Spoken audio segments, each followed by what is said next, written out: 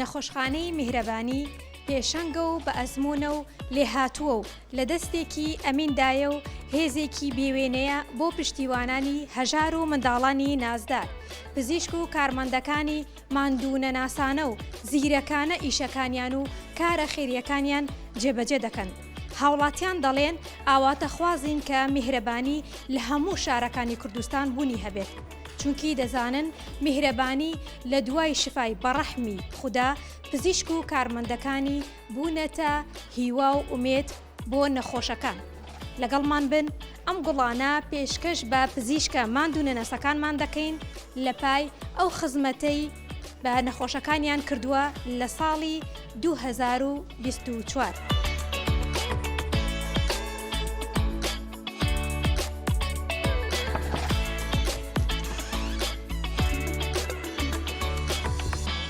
السلام عليكم.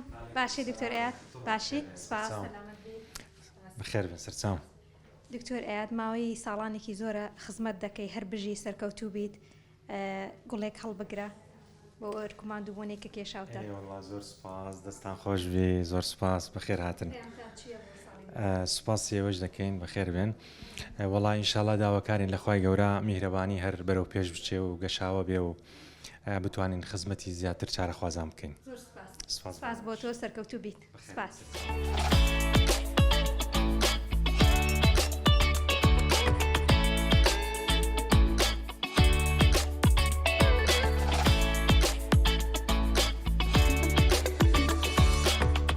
السلام عليكم. عليك السلام ورحمة الله. فەرموو گوڵێک هەڵبگرە. بە ئەرکی سەرشانی خۆمان دەزانین لە خزمەتی هاوڵاتیان داین، هیوادارم هەمویان لە شتاق و تەندروست باش بن. دەستەکان خۆش بێ. زۆر سپاس هەر بژیت. سپاس. سلام. السلام عليكم. باشی دکتۆر؟ رحمة الله وبركاته. دەستخۆشی لێ دەکەین، ماندوو نەبی لەو ساڵی کە پڕ خزمەت بوو بۆت و بۆ میهرەبانی شانازیت پێوە دەکەین کە دکتۆرێکی ئاوازیرە و ماندوونەسانمان هەیە، ئێمە دەستخۆشی لێ دەکەین گوڵێکش هەڵبگرە و پەیامی خۆت بگەێنە بۆ ساڵی ئایندە ئینشاءالله. عاقبەت خێرمان بکاتن بە ئەو گوڵەیە بیتن. ئەو گوڵەیەش پێشکەش دەکەم بە خێرزانم، چونکە خێرزانم جهدێکی زۆری کرد لەگەرم، چونکە ئەمن هیچ ڕۆژێک نەمتانی دەرز بە ئاشەگوڵی کچم برێم. ئەو لە زیاتی من دەرسی پێدەگوت. ئەم سێ منداڵم هەیە، دوانیان لە کولی تۆ بن ئێستاکەیکە چیشان لە ئیبتیدائیە، هیچ کاتێک مەجالم نەبوو دەرسان پێ برێم.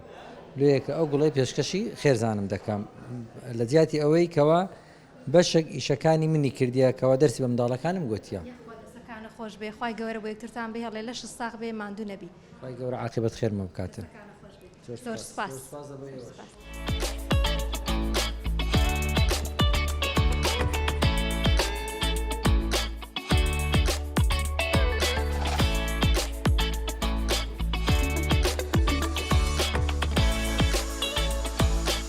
السلام عليكم.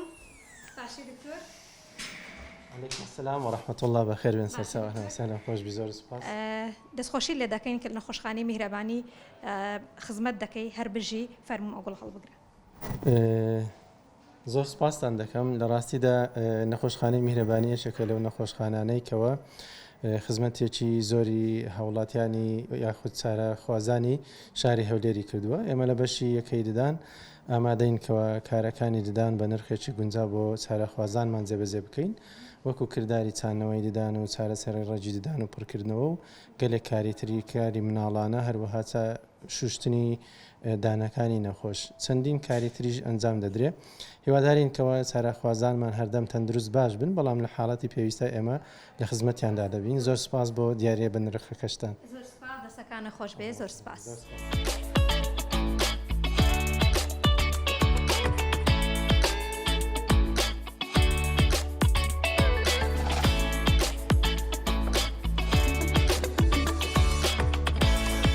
السلام عليكم. وعليكم السلام ورحمة الله. سپاس، ممنون سلامت بیاخ سپاس. دەستخۆشیتان لێ دەکەین، سپاس بۆ ماندووبوونتان لە ماوەی ساڵانی ڕابردوو، فەرموون گوڵێک هەڵبگرە. سپاس، دەستان خۆش بێ، دەستان خۆش بێ.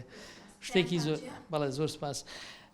خۆی با بڵێن پەیامی ئێمە بەڕاستی بۆوێ ئێمە ماندوو نابین لەبەرەوەی ئەمە بە ئەرچی خۆمان دەزانین و لەبەر خاتری خوش ئەیکەین، چکە خوای گەورە پاداشمان ئەداتەوە. و هەروەها دڵخۆش دەبین ئەگەر کەسێک سوپاس گوزارمان بکە ینی سوپاسی پێشکەش بە ئێمە بکە ئەگەر نەخۆشخانە بێ ئەگەر نەخۆش بێ چکە پێغەمبەری خوا صلی الله علیه و سلم باس ئەکا دەڵێ پێیان گوتیان یا رسول الله ئەگەر ئێمە کەسێک شتێکمان پێشکەش بکە دڵمان خۆش بێ ئایا ئەوە دەبێتە ڕیا گوتی نەخێر تیلکە عاجل و بوشرە المؤمن ئەمە بەڕاستی بوشرایەکە مژدەدرێکی پێشوەختەی مسلمانانە مسلمان کاتێک ماندوو دەبێ ئیدی بشرایەکی پێشوەختەی دەدەن بۆی کە سوپاسگوزاری خەڵکی دیکە سوپاسگوزاری دەکا بۆیە ئێمە سوپاسان دەکەین بۆ شتا و هەروەها دووباری دەکەینەوە ئێمە مەمنونی نەخۆشین ئەگەر بێنە ئێرە ئێمە خزمەتیان بکەین. سپاس بژی سەرکەوتوو بێ.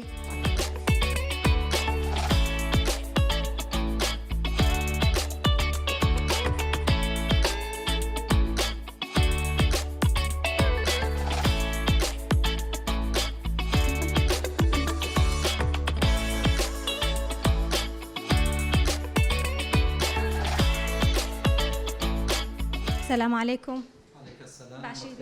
بەخێر بێ ڕۆژناخان باشی بەخێر بێ. دەستخۆشیتان لێ دەکەین بە ئەو ساڵی کە تیایدا ماندوو بوون ئازێتتان کێشا لە ساڵی 2024 ئۆفەرێک ڕاگەیاندرا بوو لە ماوەی ڕابردوودا کە پزیشکەکان بێ بەرامبەر نەخۆشەکان ببینن ئێوەش بێبەش نەبوون لەو ئۆفەرە کە کۆمەڵێک نەخۆشتان بینی دەستخۆشیتان لێ دەکەین ئەم گوڵەش وەکو دیارێک هەڵگرە. سەلامەت بی من سوپاسان دەکەم بۆ ئەو دیارە هەڵسانگاندن و پێزانینێکە بۆ ئێمە و ئێمە ئینشاڵڵا هەر بەردەوام دەبین لە ئیشی چاکە زۆر سوپاس بۆ ئەوەی کە ئێوەش پێی دەزانن هەرچەند ئەرکی سەرشانمانە و ئینشاڵڵا هەر بەردەوام دەبین و ئینشاڵڵا کەس نەخۆش ناکەوێ ئەوەی نەخۆش کەوت ئێمە لە خزمەتیان دانی و ئەوەی بێمە بکرێ بە سەرچاو دەست خۆش بێ. دەستخۆش زۆر سوپاس زۆر سوپاس ئازێتان کێشە زۆر سوپاس.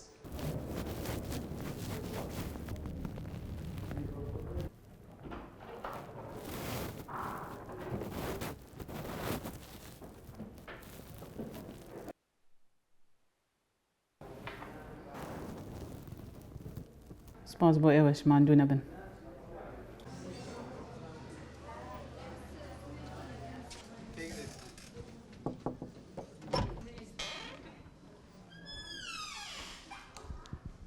السلام عليكم.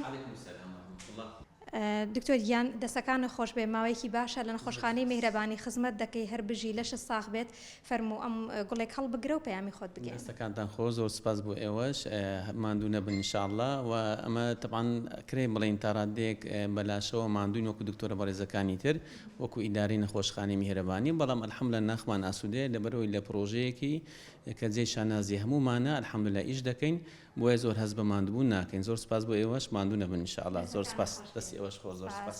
دەستان خۆش بێ زۆر سپاس زۆر سپاس.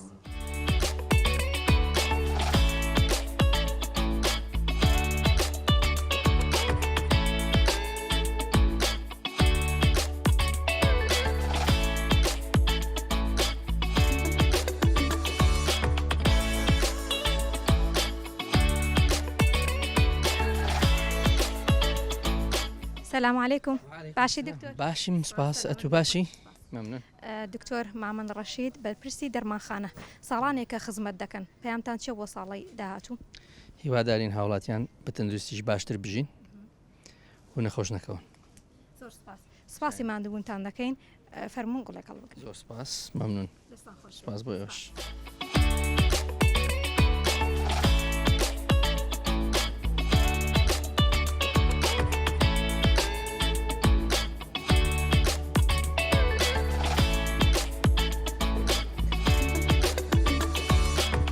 السلام عليكم. باشي دكتورة گیان؟ سلام بخير بێ ڕۆژناخان سپاس مەمنون. دکتۆرە هەدیە پسپۆڕی نەشتەرگەری منداڵان ماوەی ساڵانێکە خزمەت دەکەن سپاس بۆ هەوڵ و ماندووبوونتان فەرموون گوڵێک هەڵبگرن. دەستخۆش زۆر سپاس. ئێمەش وەکو بەشی منداڵان لە نەخۆشخانەی میهرەبانی بلە هەردوو پسپۆڕی نەشتەرگەری منداڵان و نەخۆشیەکانی منداڵان بەردەوام دەبین لە خزمەت بە پشتیوانی خوا. دەستان خۆش بەخێر بێت.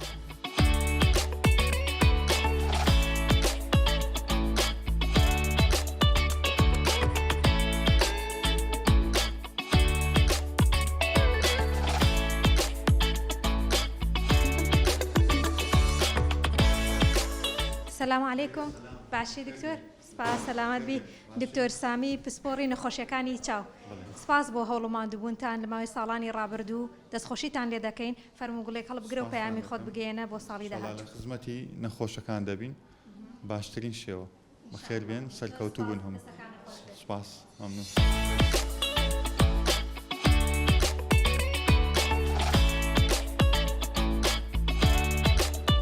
سلام علیکم باشی دکتۆر ڕۆژناخان بەخێر بێ زۆر سپاس بەخێر بێن سەرچاوان دکتۆر هیمداد حەوێز خۆشنا و بەرپرسی تاقیگە ساڵانێکە خزمەت دەکەن پەیامتان چیە بۆ ساڵی ئایندە؟ حقیقەتەن ئەمە چهارەم سواڵە لە وەکو بەڕێوەبەری تاقیگەی نەخۆشخانەی میهرەبانی دەستمان بەکار کردووە پلانی ئەو ساڵمان زۆر بەهێزترە ئەوەیە لەو شوێنەی ئێستا بە شێشتری تاقیگەمان کردوێتەوە و هەروە لە داهاتێکی نزیک سنتەرێکی ڕاهێنان بۆ قوتابیانی زانکۆکان لۆی بتوانین بە جوانتری شێوە ڕاهێنان بکەن جگەلەوەش سنتەرێکی بچووک بۆ قوتابیانی ماستێر و دکتۆرە هاوکاریان بین و بەردەوام تاقیگەی میهرەبانی لە پێشکەوتندایە و هەنگاوی باشی بەخۆ برتووە. دەستەکانتان خۆش بێ سپاس بۆ هەوڵەماندووبوونتان فەرموگوڵێک هەڵبگرن. زۆر سپاس بۆ گوڵەکەتان هیوادارم میهرەبانی بەردەوام گوڵ بەخشی. سپاس.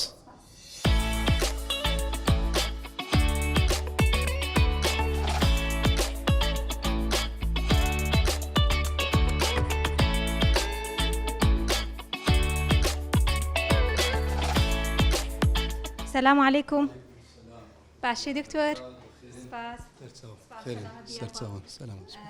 لەش ساخ بێ ماندوو نەبی بۆ ساڵی تیادا خزمەتت کرد لە میهرەبانی دەستەکانە خۆش بێ فەرموگوڵێک هەڵبگرە و پەیامی خۆت بگەێنە بۆ ساڵی ئایندە. دەستت خۆش بێ دەستخۆشیێکی گەرم لە هەموو ئیدارەی مستەشفای میهرەبانی و هەموو ستافەکان و بەتابەت بەشی ڕاگەاندنە گۆشکە ماندی بوون لەگەڵ دکتۆر و ستاف و نەخۆشەکان ئەتکەیت ئەو ساڵ خزمەتێکی زۆر کرا لەلایەن پزیشکانی نەخۆشخانەی میهرەبانی و بە هاوکاری تەمان هەموو کارمەندەکانی دیکەش هیوادارین ئینشاڵڵا و لە پلانیشدا هەیە کە هەر دکتۆرە و کە ئەو خزمەتێک کە کردیتی ئەو چالاکیانێک هەیە بۆ ئینشاڵڵا وەرە و پێش و زیاتری بکەین بە هەدەفی ئەوەی کە نەخۆشێکی زیاتر سفادێکی زیاتر بکەن ئینشاڵڵا. دەستەکانە خۆش بێ زۆر سپاس بۆ تۆ ماندوو نەبیت سپاس.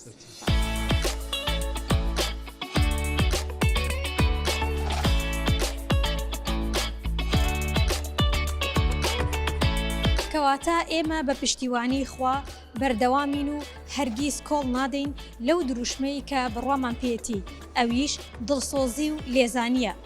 ساڵی 2024مان جێهێشت داوا دەکەین خوای گەورە لە گوناح و تاوانی ئەو ساڵەمان خۆش بێت و ساڵی 2025 ساڵێکی پڕخێر و بەرەکەت و لەش ساغی بێت بۆمان بەردەوام دەبین لە خزمەتکردتان سەرکەوتوو.